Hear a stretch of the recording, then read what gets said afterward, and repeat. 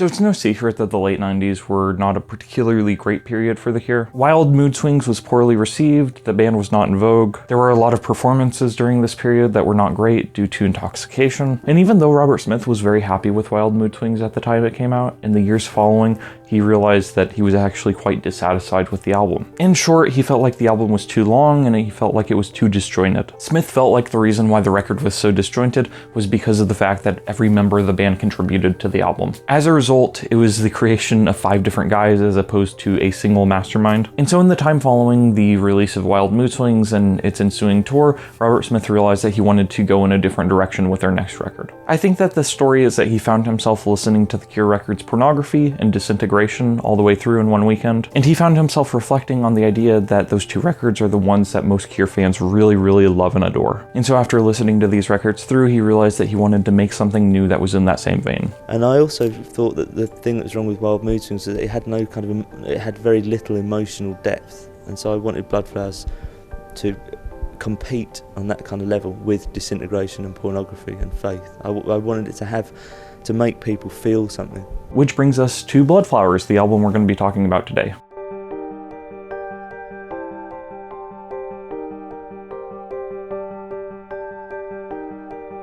Bloodflowers is perhaps the most polarizing Cure record. Based on the reception I've seen online and what people seem to say about it and how they approach the album, most people fall into 2 camps. The first camp takes a very negative view of the record and says that it's nothing more than a Disintegration ripoff. And not only is that, but some people seem to think it's an insincere record. The reason it's perceived as insincere is because of that story I just told, where Robert Smith was listening to Pornography and Disintegration, and then he realized he wanted to do something in that same vein. And so people who fall into this first camp basically hear that story and they go, oh yeah, he was just trying to do something that was what the people wanted. They say that he was just trying to copy his past work and hopefully get a success from it. One thing that I want to make note of is that the idea of Robert Smith looking at past work to inform his, at the time, current work is nothing new. In the late 80s, whenever the band began work on Disintegration, the band was actually making pop records. They made Kiss Me, Kiss Me, Kiss Me, and The Head on the Door, and Japanese Whispers. And so whenever the band made Disintegration, it was out of a desire to return to previous work. Robert Smith essentially wanted to make something in the same vein as 17 Seconds and Faith and Pornography. Disintegration sounds dramatically different from any of those 3 records, but at the same time, that's how it started. And really, I think with Bloodflowers, it's the same thing. Bloodflowers was grown out of a desire to return to past work, Disintegration, and Pornography. And really, I think that the number one reason I hear people talk about this album poorly is because of the fact that they see it as a Disintegration ripoff. But then you have people in another camp, people who love this record. And a lot of these fans see it as a unique record on its own. Maybe they see it as a continuation of Disintegration as opposed to just a straight ripoff. Even though most Cure fans, up until Songs of a Lost World dropped at least, disliked everything that came after Wish, Bloodflowers was kind of the exception for some people. Some people look at this album and think that it's great. It's a great return to form for the band. But really, at the end of the day, I can't help but feel like the way that Robert Smith promoted this album has a lot to do with how you view it. One thing that I've noticed is that Cure fans who were around and there for the release and promotion of this record seem to dislike it, but then anyone who came afterwards, anyone who was born afterwards or gone to the Cure far after this record came out, those people seem to be fond of the record. And I think the reason why is because Robert Smith hyped this record up a lot. He painted it as being the third in a trilogy, basically. According to him, Pornography was one record, Disintegration was the second, and then Bloodflowers would be the third. They did a series of shows called the Trilogy Shows where they played all 3 records back to back to back. And really, it seems like Robert Smith did everything that he possibly could to draw a connection between these 3 albums. But of course, Disintegration and Pornography are masterpieces. They are my 2 favorite Cure records. And so saying that something brand new can live up to your best work is kind of a bold statement. And so I think a lot of people probably got this record and then they listened to it and they were like, nah, this isn't as good as Disintegration and Pornography. But really, I think that the people who came after all the dust had settled and who were able to listen to the record for the first time without any of the promotion going on, I think that those people have largely been able to appreciate it more. So here's where we get into my opinion. My opinion is that I freaking love this record. I was alive when this record came out, but I would have been like 1 or 2. And so I didn't listen to it until I was like 16 or 17, like 15 years after it first came out. This was a record I really loved back in high school and I listened to it all the time alongside Disintegration and Pornography. I would oftentimes have playlists with just all 3 of those records together. And so I suppose in some ways I did buy into what Robert Smith was saying about them forming a trilogy. Though at this point I see it as a little bit of a stretch, and Robert Smith in an interview for Songs of a Lost World even admitted something similar.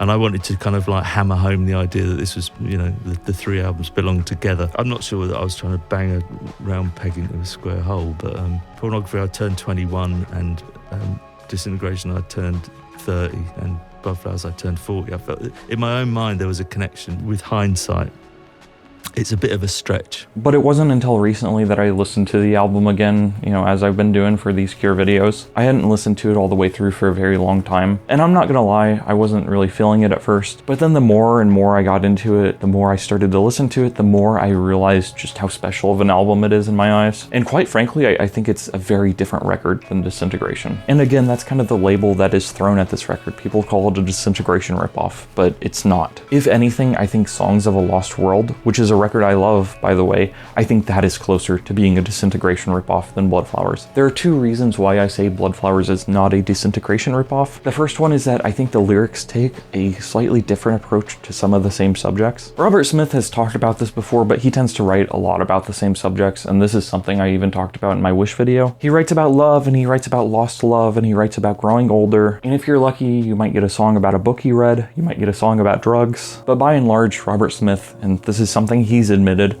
he is only interested in a handful of topics. And so as such, I think many of the topics on this album are ones that we've covered before, or at least touched on, but I can't help but feel like the lyrics to this album were written with a different mindset. I think that there is a certain beauty to every track on Disintegration. That album is not complete darkness or anything, even though I think Disintegration deals a lot with the idea of lost love, even though it talks about death, even though it talks about losing people, even though it talks about drug use, I still see the record as being somewhat dreamy. But I see Bloodflowers as being very focused on the cruel reality of life. There's a lot of push and pull between the idea of dreams and reality on this record, but I can't help but feel that there's a certain despair and hopelessness found on this album that is different than the feeling of despair found on Disintegration. Bloodflowers, I think, is a record that almost sounds like it was written by a much older man. Robert Smith was turning 40 when he made this record, but really I think there are a lot of songs on here that are about dying, and so they make it sound like he's on his deathbed. And that is one critique of this record, is that a lot of people see it as basically just this long, depressing piece of music, because it seems to me like the lyrics on Bloodflowers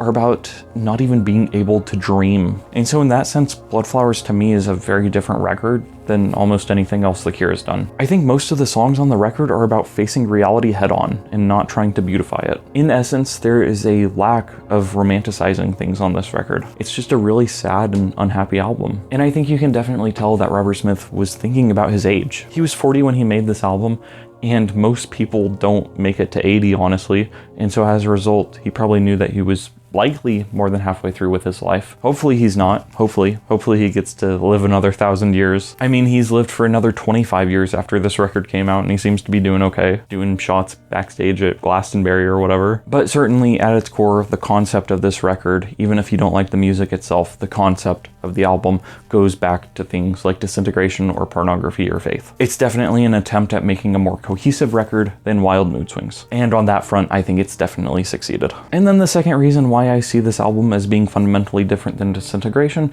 is because of the sound of the actual instrumentals. I feel like this album has a lot heavier of a focus on guitars than something like Disintegration. There are a lot more acoustic guitars and a lot more electric guitars. There are keys on this album, but it feels like they're kind of buried in the mix a lot of the time. You can definitely tell that Robert Smith was listening to a lot of trip hop. He was definitely messing around with a lot of digital stuff, a lot of loops, but really I can't say that there are too many pop tracks on this record. When this album was put out, there were no singles released. I know they did do a couple promotional singles, but I think on the whole, Robert Smith basically just wanted to put out the music and have people listen to the entire record. But again, the instrumentals of Songs of a Lost World, I think really sound a lot more like Disintegration than this album does. And I think that's one thing that frustrates me about the reception of this album. It feels like Bloodflowers got dinged for a lot of the same things that Songs of a Lost World does. But as I'm saying, I feel like that album, I feel like Songs of a Lost World sounds a lot more like a Disintegration ripoff, if you want to call it that, than this album does. This album feels like it was following in Wish's footsteps in the sense of being guitar music. What I mean is that whenever the band made Never Enough in 1990, Robert Smith decided that they wanted to be a guitar band, or in short, they just wanted a lot more focus and emphasis on the guitars of their music. And so after all that background, we will now hop into the track listing and break it down song by song.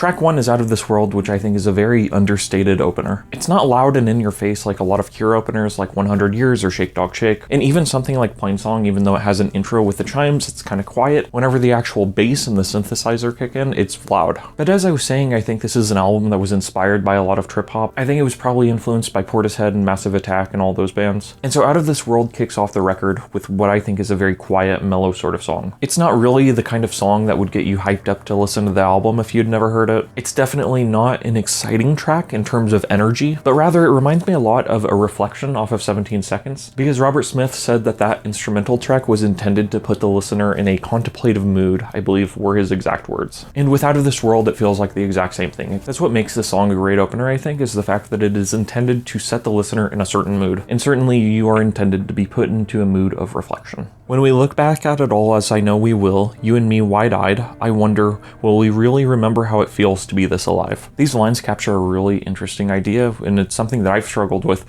which is the idea of being unable to live and enjoy the present moment. Or rather, even if you are living and enjoying the present moment, there's still that lurking doubt in the back of your mind, will I actually remember how I feel? And I know we have to go, I realize we only get to stay so long. This is something I struggle with a lot, where I find myself having fun at different activities, and then I'll just remember that whatever is going on, whether it's a concert or a show or a movie, whatever, I will remember that it's only for a little while. Or this is something I've even struggled with in the context of dating. I very vividly recall dating this one girl, and I remember thinking to myself, I was like, oh, if we break up, this is really gonna hurt. And then we did, and I was right, and it did hurt. But I think that's the idea that these opening lines seem to capture for me. Nothing lasts forever, and this is one of those things that I think is true, but at the same time, it can feel like an infection to just have that in your mind all the time. And all in all, I think it makes it harder to enjoy whatever's going on in the moment. And I know we have to go. I realize we only get to stay so long. Always have to go back to real lives where we belong. And so here with this very first chorus, we're introduced to one of the ideas that I was talking about earlier, notably the theme of reality versus dreams. When we think back to all this, and I'm sure we will, me and you here and now, will we forget the way it really was, why it feels like this, and how? Again, you have the idea of not being able to fully enjoy the present moment, but also there's that idea, will I even enjoy it looking back in the future? Which is like another level of discomfort. It's a really weird idea to think about whether or not when you're remembering something in the future, if you'll actually enjoy those memories. Really, this is an example of overthinking, or at least the way I'm interpreting it. And here he repeats the first chorus with some alterations. And we always have to go. I realize we always have to say goodbye, always have to go back to real lives, but real lives are the reason why we want to live another life. We want to feel another time, yeah, another time. In short, good moments always end. The present moment, whether or not you're fully enjoying it, always ends. And also these lines speak to a sort of forgetfulness that we all experience. I read something disturbing recently that said that from your perspective, once you've hit the age of 25, you've essentially lived half of your life. And the idea behind that is just that memories are formed through novel experiences. And whenever you reflect and look back on your life, the novel experiences are what stand out, and so that's what causes some weeks to feel long, that's what causes some days to feel longer than certain weeks. If a lot happens in a single day, then you might remember that one day better than you will remember an entire month. Memory is flawed, and every time we access our memories, every time we remember something, that memory gets altered a little bit. And that's not me making some crap up, that's like science. And so I see this song as largely being about memory and about the flaws of it, and this is something I've definitely experienced more and more as I've gotten older, and I'm sure this is a common thing, where it just feels like time is going by more quickly. And the reason why is because you fall into a certain groove. If you're not doing new and interesting things, then it will be like your life just disappeared. And so I think that's why it's really important to be active and to go out and do things and be social and whatever. And really, I think that you have to try to hold on to as much life as you can. I realize we always have to turn away, always have to go back to real lives, but real lives are the reason why we stay. For another dream, another day. For another world, another way. For another way, one last time before it's over, one last time before the end, one last time before it's time to go again. And so I see these lines as basically about trying to cling on to a dream, trying to cling on to a fantasy, a romance. I see this song as about trying to capture a piece of heaven. I think we have all had days that we want to last forever, and I think that we all have memories that we cling to and that we think of often whenever times are tough. And so in the end, I see this song as about being in one of those moments, being in one of those perfect days, but being unable to enjoy it because of how you think you might reflect on it afterwards. And also being unable to enjoy it because you know that once the perfect day ends, then you're back to real life. You're back to dull reality, you're back to paying your bills and paying your taxes, you're back to commuting to work and doing things you don't want to do and watching relationships and people fade and die and grow old. And so I think that this song is just about the neuroticism that can come from over-reflection, if you want to call it that. All in all, Out of This World is a great opener to this album, and I think it sets up a lot of the themes of this record. Track 2 is Watching Me Fall, which I think is the longest Cure song on a studio album. It's almost 11.5 minutes long. Robert Smith said that he tried to cut it down because he wanted this album to be concise. He wanted it to be about 45 minutes because he felt like Wild Mood Swings was too long, and so he wanted to do something shorter. This album's not shorter, it's like an hour long. And he said that a lot of the songs on this record had shorter cuts, but the issue with this song in particular, Watching Me Fall, is that he felt like it changed up the identity of the song. He was able to cut it down to like 5 or 6 minutes, but he felt like it wasn't the same. And I think this song is one of the heavier ones on this album. Again, this album features a lot more acoustic guitars than past Cure works. And so whenever I say that it's heavy, I don't mean that it's death metal, I don't mean it's Gatecreeper or Suffocation or whoever, but rather what I mean is that it's heavy in the same way that something like Fascination Street is. Fascination Street is a very different song than Close to Me, for instance. But there are a lot of heavy, distorted, swirling guitars on this track, and it's certainly about creating a certain atmosphere. And I think in some ways it's trying to create that pornography atmosphere again, but in a different way. Because this doesn't sound like a pornography track, but some of the lyrics remind me of songs off that record. Yeah, I've been watching me fall for what seems like years. Watching me grow small, I watch me disappear. Slipping out my ordinary life, out my ordinary eyes, slipping out the ordinary me into someone else's life. And so I see this song as basically being about losing yourself in drugs or in sex. It actually reminds me of the Nine Inch Nails song Into the Void off the Fragile. On that album, Trent Reznor sings the lyrics, I tried to save myself, but myself keeps slipping away. And it feels like something similar, or it even reminds me of a track like Open off of Wish. Just that idea of losing yourself to drugs and substances and making bad decisions. And within the context of this record, particularly those earlier lines, slipping out my ordinary world, out my ordinary eyes, it's an escape. This is an example of what I consider to be the primary theme of the album, dreams versus reality, because really it's almost as if the speaker is having this dream of being someone else, but in the reality of things, he's not someone else, he's himself. There's a thin white cold new moon and snow is coming down, and the neon bright Tokyo lights flicker through the crowd. I've been drifting around for hours, and I'm lost and I'm tired, when a whisper in my ear insatiable breathes. Why don't you follow me inside?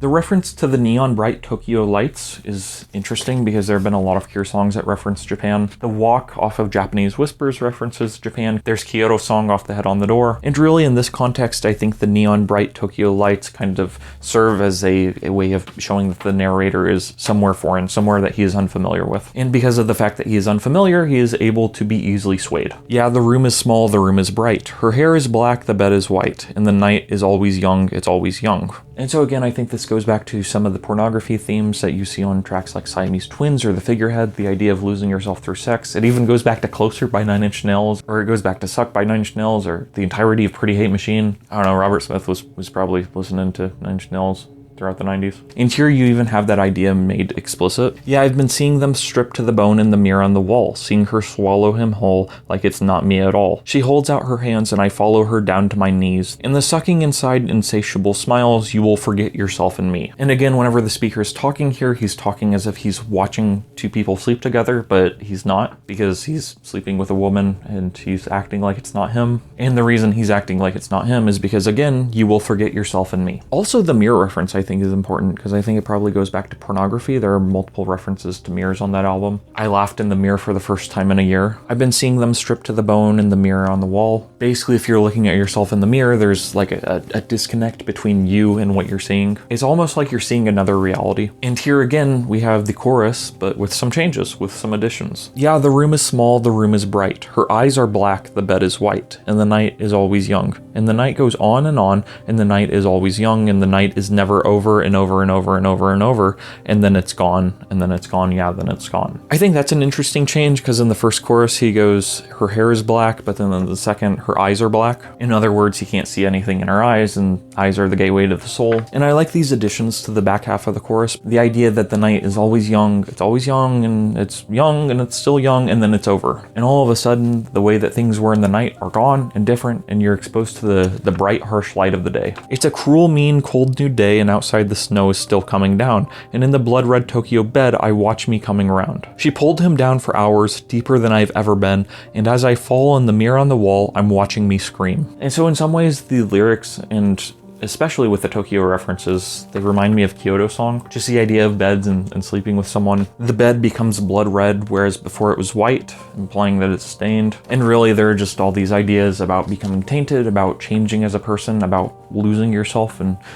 substances or sex. And so up to this point in the song, it seems like we've recounted one specific experience, and then the final verse changes it up a little. Yeah, I've been watching me go for it must be years, watching me get slow, I watch me disappear. And one day, yeah, I know I won't come back at all. And always over and over in his ordinary eyes, I'm watching me fall, I'm watching me fall, I'm watching me fall. And so the way I interpret these final lines is that this is not just a one-time experience, but rather this is the watching me fall experience is something that takes place over a long period of time. This isn't a story about just one bad night. This is a story about one bad night that presumably led to a series, years of bad nights. And again, I think it goes back to pornography, of course, because that album ends with the lyrics, I must fight this sickness, I must find a cure, I must fight this sickness. And if we're here, if it's been 20 years since pornography and we're here, I've been watching me go for it must be years.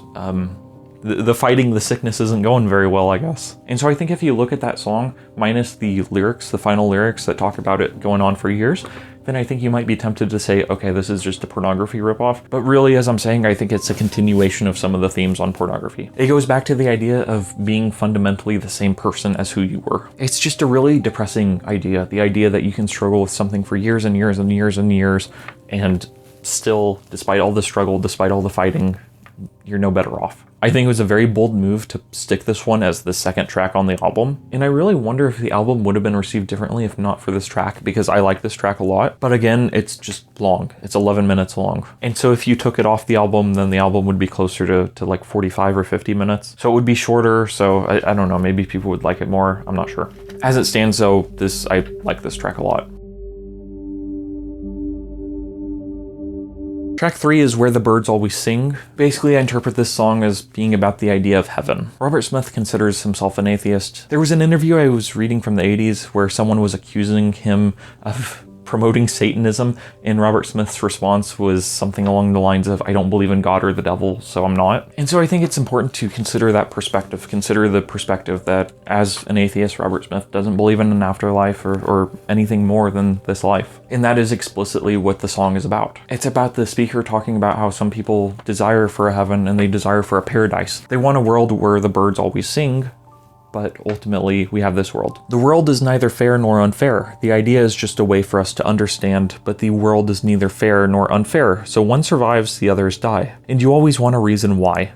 But the world is neither just nor unjust. It's just us trying to feel that there's some sense in it. No, the world is neither just nor unjust. And through going young, so much undone is a tragedy for everyone. And so this song is fairly straightforward. Basically, he's just saying that there's no one pulling the strings, and so as a result, things can't be fair or unfair, they just are. It doesn't speak to a plan or any secret thing, no unseen sign or untold truth in anything. But living on in others and memories and dreams is not enough. You want everything, another world where the sun always shines and where the birds always sing. Right there, he seems to be critiquing people who believe in paradise or who believe in heaven, who believe in reincarnation or something more than this world. He's essentially saying that you should appreciate the fact that you will live on in others. You will be remembered after you die. For how long? I have no clue. That's kind of he doesn't really address that. But I mean, certainly whenever someone dies, people remember it. I mean, you might not like how you're remembered. Some people die and then you just think of them and you go, oh yeah, that person died. And then you move on with your day. But I mean, ideally, if you die, people, your loved ones will remember you well, hopefully. The next verse is a repeat essentially of the first verse, though with a couple minor changes. But again, I see it as basically being about the struggle of trying to make sense of life. It's about why young people die or why good people die and bad people live and whatever. And it's about trying to make sense of things. And the speaker here is essentially saying that there is no sense to be found. I feel like this is one of the many occasions where Robert Smith reading Camus pays off. It doesn't mean there has to be a way of things, no special sense that hidden hands are pulling strings, but living on in others in memories and dreams is not enough, and it never is. You always want so much more than this. An endless sense of soul and an eternity of love, a sweet mother down below and a just father above. For living on in others in memories and dreams is not enough. You want everything. Another world where the birds always sing, another world where the sun always shines, another world where nothing ever dies. And so with that, we come back to the familiar idea that we all die. And as a wise man once said, it doesn't matter if we all die. It's a pretty decent one, though I think that sometimes the lyrics can can feel kind of boring. The world is neither fair nor unfair. The world is neither just nor unjust. I think he's making an interesting point, but at the same time, I wonder if there was a little bit of a more poetic way to say it. And I'm looking at my CD booklet, basically, and it looks like there's a bird in a cage here. I have the vinyl record here, and the pictures in the CD booklet are in black and white. On the vinyl, they're in color. And yeah, I'll take a picture, but it looks like a bird in a cage. Despite all my rage, I'm just a bird in a cage.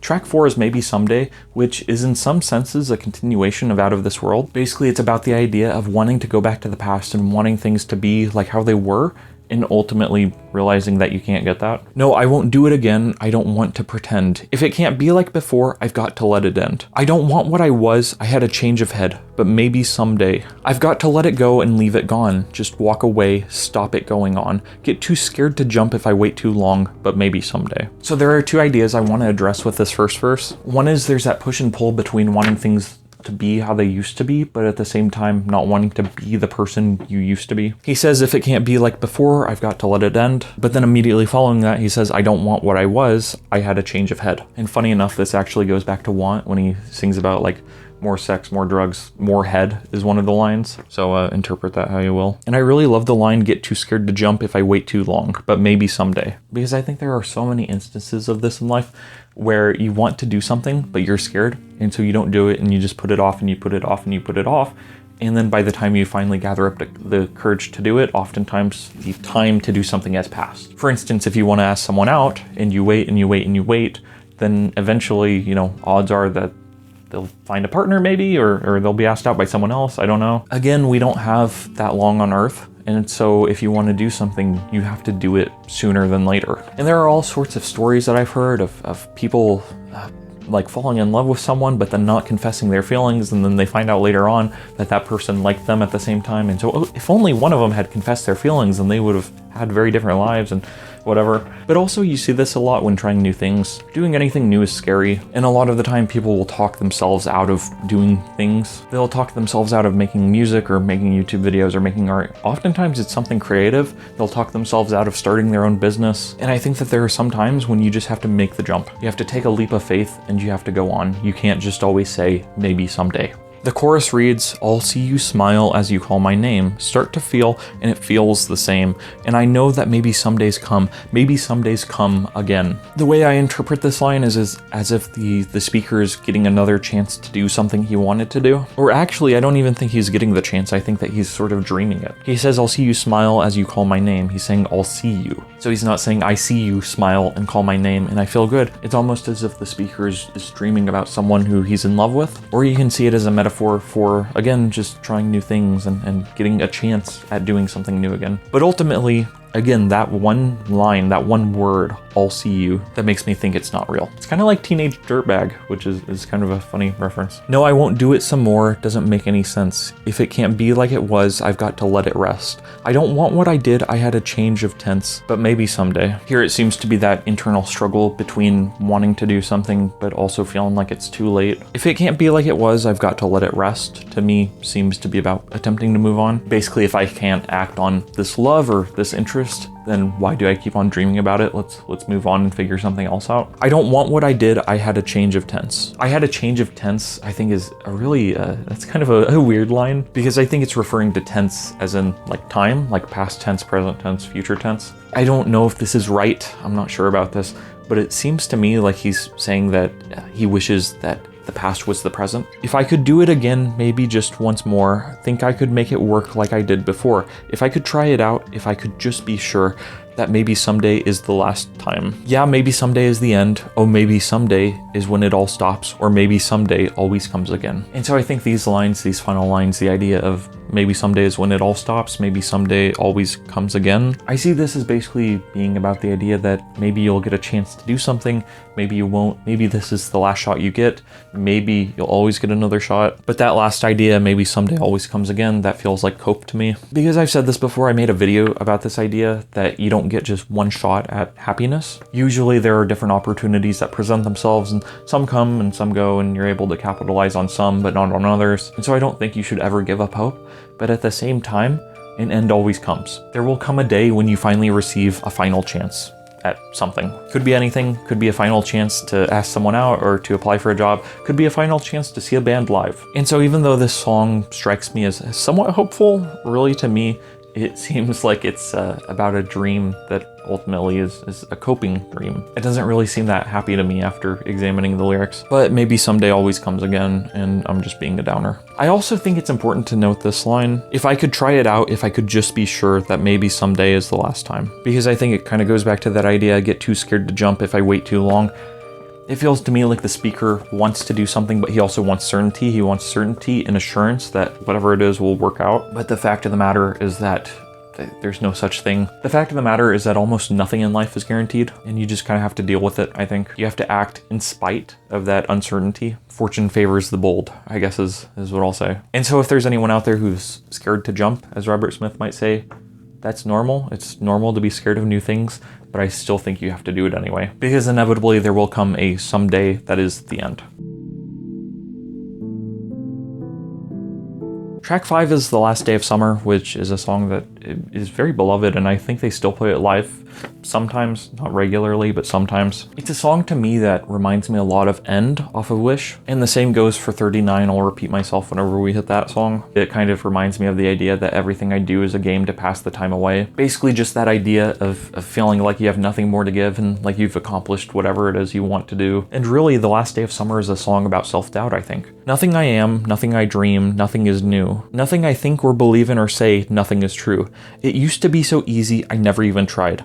Yeah, it used to be so easy. But the last day of summer never felt so cold. The last day of summer never felt so old. These lyrics, I think, just speak to this idea of growing older and also feeling like you're losing things. The idea, it used to be so easy, I never even tried, I think could refer to a multitude of things. I think it can refer to songwriting, to the creative act in general. I think it could also refer to just being happy in life, because I think there are times in life where it's really easy to feel hopeful and happy, but then there are other times when it just feels like the world is against you and everything is turned on you. The world has turned and left me here, as Weezer would say. And summertime, I think for most people, is a very joyful season. I hate it in Texas. In Texas, it's freaking like 95 degrees all the time and there are mosquitoes and it sucks. I hate summer. But for most people, and I'm assuming in England, where the Cure are from, I assume it's a pretty happy time because the sun's out and then people are playing and joyful and people are out shopping and doing things and whatever. But you know, again, in Texas, it's just hot. It sucks. It's a miserable experience being in the summer in Texas. All that I have, all that I hold, all that is wrong. All that I feel for or trust in or love, all that is gone. It used to be so easy, I never even tried. Yeah, it used to be so easy, but the last day of summer never felt so cold. The last day of summer never felt so old. And so this song doesn't really tell a story in the same way that something like Watching Me Fall did, but really I think it just seeks to capture that feeling that you feel detached from everything. It reminds me of Fear of Ghosts. And that's a song that I intend to do just a full video on. But in essence, I see this song as about feeling disconnected from yourself and who you are as a person and who you used to be, maybe even. And it's about feeling disconnected from those around you, from your loved ones, and from everything that you love. It's about just feeling a disconnect from everything in your life. And the image here that's used for the last day of summer in the liner notes, to me it looks like snow and autumn leaves. So I think that's kind of fun. Track 6 is There Is No If, which is the shortest track on the album. And also, fun fact, Robert Smith said that he wrote this song around the time he was 19, so it potentially could have been on 17 seconds. And whenever you listen to this song with that in mind, I think it definitely would have fit on 17 seconds. Obviously, the production of the song is very different, but I'm just talking about from a songwriting perspective, I think you could have made it work. And Robert Smith said that they had demoed this song for a bunch of different albums, but it just never made it on. But he said that it seemed to fit really well with this batch of songs. And again, one of the things that he was trying to accomplish with this album is he was trying to make a cohesive record. And so I do have to wonder how much of the lyrics of this song were changed to fit in with Bloodflowers, because I think it absolutely fits. But really, I think this is a solid track that has some funny lyrics. Remember the first time I told you I love you? It was raining hard and you never heard. You sneezed and I had to say it over. I said I love you, I said. You didn't say a word. Just held your hands to my shining eyes and I watched as the rain ran through your fingers. Held your hands to my shining eyes and you smiled as you kissed me. You sneezed is a really funny lyric to me because it's not poetic. I can't really think of another time I've heard sneezing referenced in a song before. Kind of reminds me of that line from Friday I'm in Love. It's such a beautiful sight to see you eat in the middle of the night. People don't like that line, but I've always found it funny, and same goes for this one, kind of. Again, it's weird, but I think it speaks to a certain amount of realism that this album seems to be going for. Because again, there are more poetic things to talk about than sneezing. And so I think that's what makes it kind of funny. If you die, you said, so do I, you said, and it starts the day you make the sign. Tell me I'm forever yours and you're forever mine, forever mine. If you die, you said, so do I, you said, and it starts the day you cross that line. Swear I will always be yours and you'll always be mine. I basically see these lyrics as basically saying that once you fall in love, that's kind of when you're done for. Because whenever you're in love with someone, then you worry not only about yourself, but also about that person. And especially if you have kids or a family or someone else to attend to, your life is completely different. Because it feels like from that point on, if you're in love with someone and they're in love with you, then you kind of have to worry about who's going to die first. This is an idea I've heard talked about before, and it's really sad. But usually couples don't die at the exact same time. Usually they don't die in a plane crash or something. Don't die in a plane crash.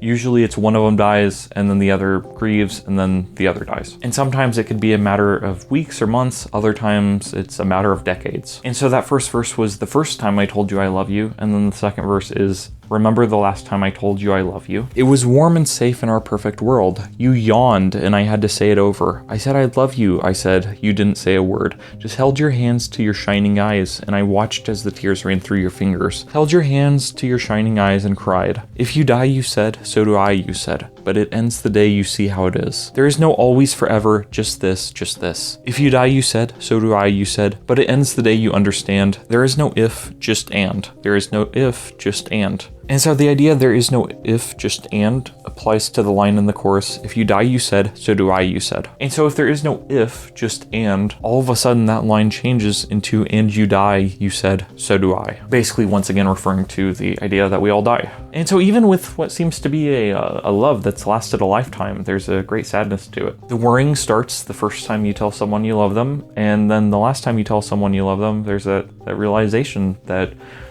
this is it. You're both old and dead and dying and on the verge of death. Also, it should be noted, Robert Smith was like 40 when he made this album, so he wasn't old. And so that's kind of that's one thing that's kind of odd about this album, is that so many of the songs on here feel like they could have been written by a dying man.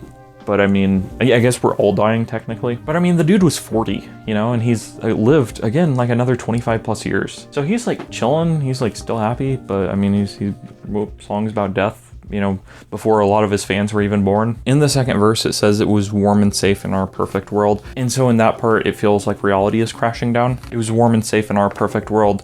And then we remembered that we're both gonna die. Also, I want to point out that in the first verse, rain ran through your fingers. And then in the second verse, it says, and I watched as the tears ran through your fingers. Therefore, it is my theory that in the first verse, the speaker is actually crying. It is not actually rain. But you want to know the reason why Robert Smith wrote that it was rain and not tears? Because boys don't cry.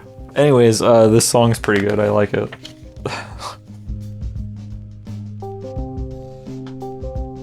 Track 7 is The Loudest Sound, which is my least favorite track on the album, honestly. It seems to have some of those digital trip-hop loops that Robert Smith was messing with. And all in all, it's just not a song I particularly love. I interpret it as basically just being about two people growing apart. Side by side in silence, they pass away the day. So comfortable, so habitual, and so nothing left to say. Side by side in silence, his thoughts echo round. He looks up at the sky, she looks down at the ground. Side by side in silence, they wish for different worlds. She dreams him as a boy and he loves her as a girl. And side by side in silence, without a single word, the loudest sound, the loudest sound, it's the loudest sound I ever heard. And so I think this song is pretty obviously just about two people growing apart. It's about two people seeming to fall out of love. It reminds me a lot of Last Dance off of Disintegration. That song features the line, there's a woman now standing where once there was only a girl. And these are not the only Cure songs to feature that idea. The idea of remembering someone as they were as opposed to how they currently are. But again, there's a disconnect between the two people, between the partners, because they're stuck in reality, side by side, not talking, and they're wishing for different worlds. So again, dreams versus reality. There's a difference between loving the idea of something and loving things as they really are. And so that's The Loudest Sound. I think it's the weakest song on the album. I think it's still decent, it still belongs on the record, but it's not one of my favorite Cure songs. Track 8 is 39. I consider this to be a standout on the album, but a lot of people don't like it because they don't like heavy Cure. As I was saying earlier, it kind of fits in with Watching Me Fall, and I love this song, but at the same time, I think it kind of foreshadows the direction they would go with their self-titled record. Because certainly a lot of songs on there, like Us or Them, are a heavy Cure, but that record isn't particularly wonderful. 39 also reminds me of End off of Wish. It seems to be about writer's block, or rather the feeling of just feeling like you have nothing left to give. I did read where someone said that writer's block isn't a particularly interesting subject for them, and so as a result, they don't like this song. And yeah, I think you gotta be insane to make something about writer's block.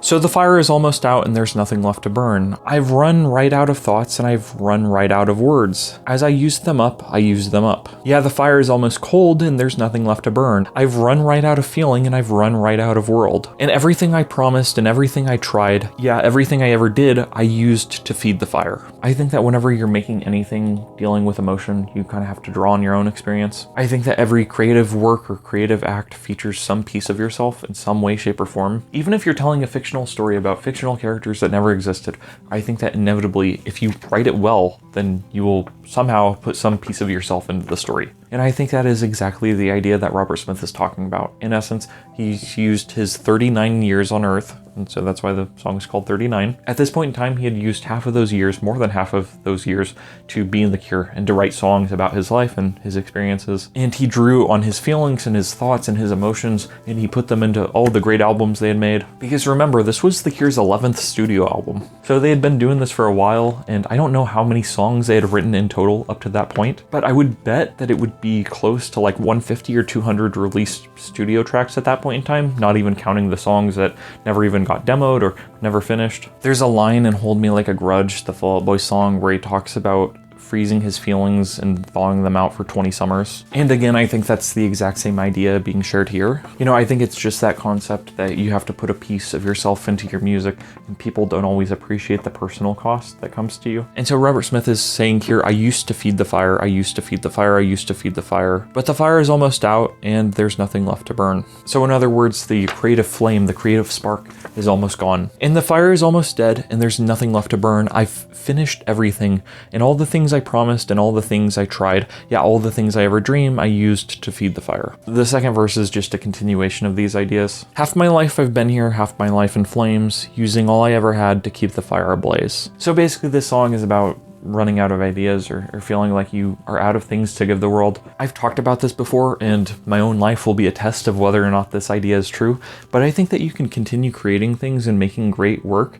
as long as you're continually taking in new influences and taking in new art from other people. And so I don't believe that the fire of a creative ever goes out if you don't want it to, but I do think that you have to maintain it. But I sympathize a lot with what he's describing, because this is something I've felt so many times before, where I'm like, what am I even doing? And I mean that with regards to video making or with regards to writing or doing anything really. And I think that just because you feel like you don't have anything to give today, that doesn't mean you should give up, because really weird things happen. New ideas come at strange moments. No one really understands how creativity works, and I think that there are things that you can do to help along the process, but ultimately I think that things happen, and that's just the way they are. Sometimes a good idea will come or a good line, and you don't really know where it came from, but it's there and it's yours, and so you gotta do something with it. But really, this is one of my favorite tracks on the album, and always has been. I really love this heavy style of The Cure, though I don't think that the self-titled record did it justice exactly. I do think though that Drone No Drone off of Songs of a Lost World is very much in the same style. It's a very successful attempt at writing a similar song. And I don't mean that lyrically, I just mean that instrumentally. 39's great, on to the final track, Bloodflowers. This final track seems to take the shape of a conversation between two people. And again, this is one of the most obvious dream versus reality songs that is on this album. This dream never ends, you said. This feeling never goes. The time will never come to slip away. This wave never breaks, you said. The sun never sets again. These flowers will never fade. This world never stops, you said. This wonder never leaves. The time will never come to say goodbye. This tide never turns, you said. This night never falls again. These flowers will never die, never die, never die. And so basically this first half of the song is about you. These lines were written in the second person. The speaker is basically saying that you believe in a paradise, and you believe that the dream never ends, and you believe that the flowers will never die. And then the second half of this song is the opposite of that. This dream always ends, I said. This feeling always goes. The time always comes to slip away. This wave always breaks, I said. The sun always sets again, and these flowers will always fade. This world always stops, I said. This wonder always leaves. The time always comes to say goodbye. And this night always falls again, and these flowers will always die. And so the second half of the song is about the narrator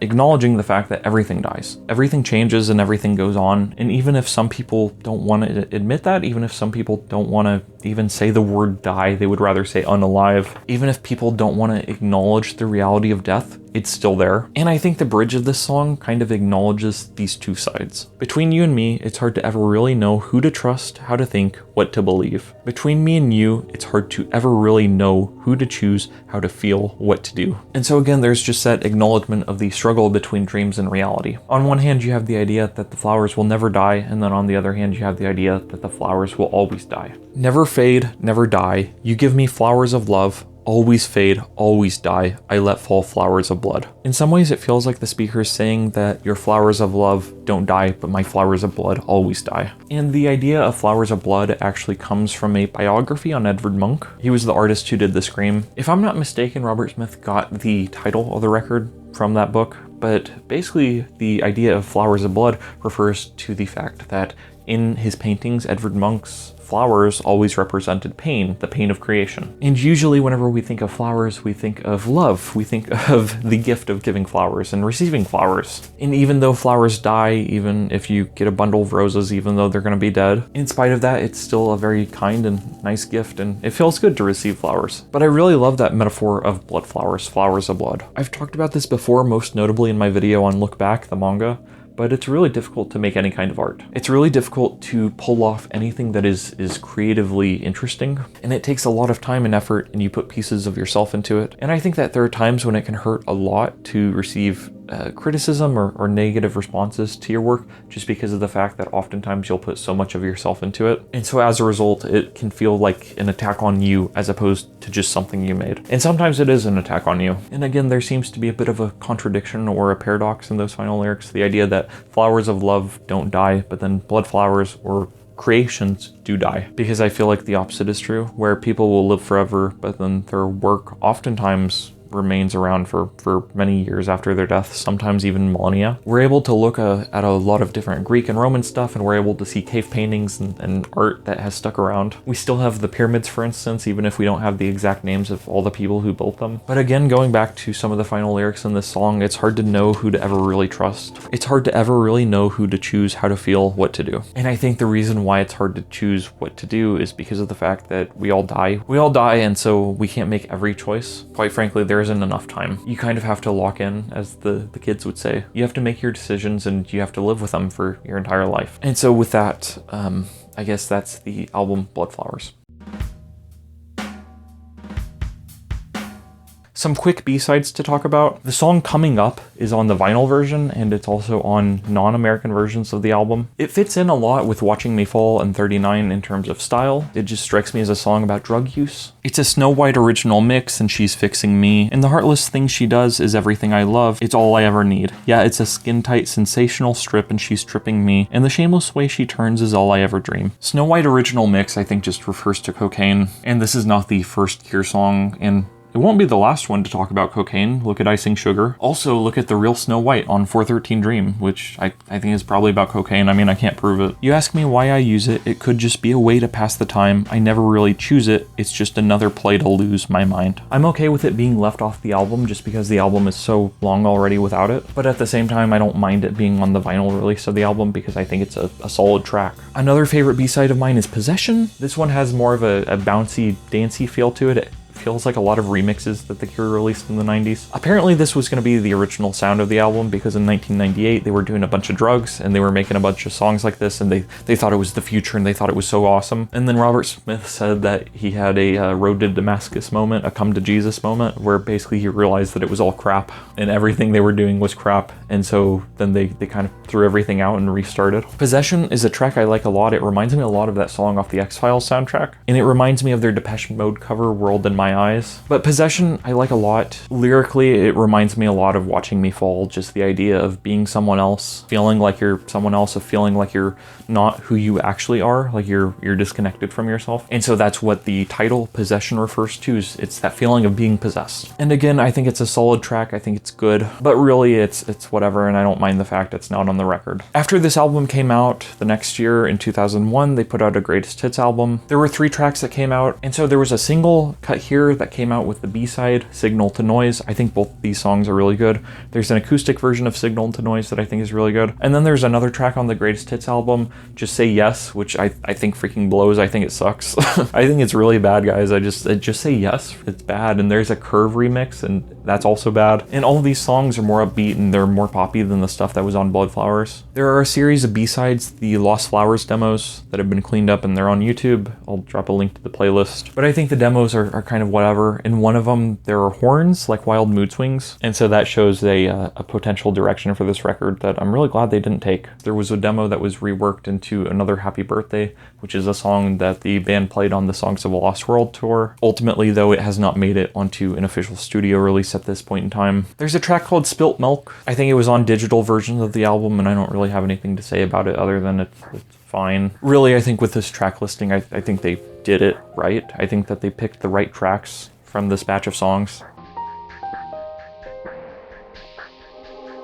I love this album a lot. I think it's great. Again, I think that the criticism that it's a ripoff of Disintegration is off. I don't believe that at all. And so I don't think this is a perfect record, but at the same time, it holds a very special place in my heart. It's a record that I love, and I just can't help but love it. I think I really appreciate it because of the fact that it was made outside of what is considered the great period of The Cure. It was made after Wish, and at the time of recording, I think it's one of the 2 records made after Wish that is worth owning. A lot of people find this album depressing, and it is. Some people criticize it because of the fact that there isn't anything bright or cheery or uplifting, because even something like Disintegration had Love Song on it. But at the same time, this album has a deeply emotional effect on me. I find myself reflecting and thinking a lot about my death, my impending death or whatever. And I find myself thinking a lot about love and the idea that love fades away or dies away. And I think that it can be really hard knowing that you're gonna die, but sometimes it can be comforting. It's a weird thing. And I do appreciate a song like 39 because of the fact that it touches on,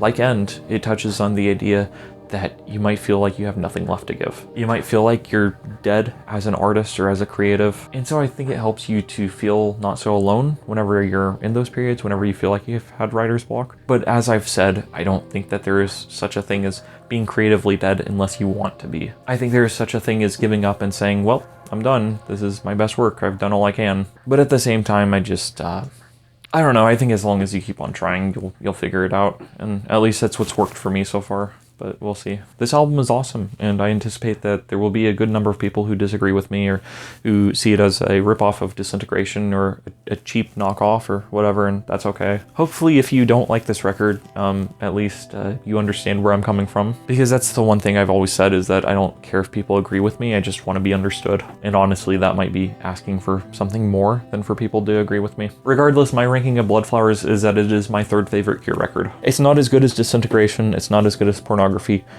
but it has such a strong emotional impact on me that I have to rank it at 3.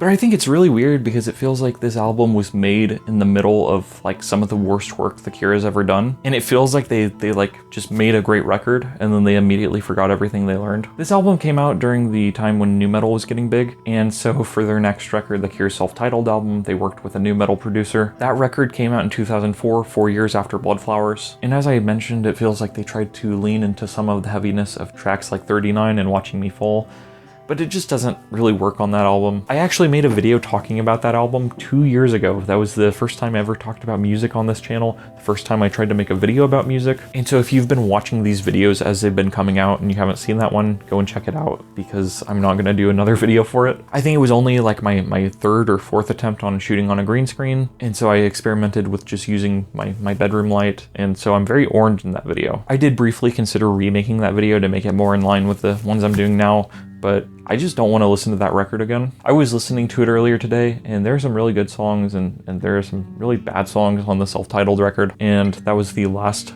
album made by this lineup of the band that made Bloodflowers and Wild Mood Swings. So a few years after making that album, Robert Smith fired 2 of the members of this band, and he brought in Pearl Thompson again. And so the band were a 4-piece for a few years, and they made the record 413 Dream, which is what we'll be talking about next. So again, check out the self-titled video. I'll leave a link in the description if you want to watch it. And so thank you for watching my video on Bloodflowers. I hope you enjoyed the video, and I also hope you like the album. If you don't, or if you don't like it, that's fine, but it'd be cooler if you did. If you have any strong opinions on this album or the Cure records following this one, feel free to drop them in the comments down below and I'll try to respond. Other than that, thank you for watching, have a nice night, and goodbye.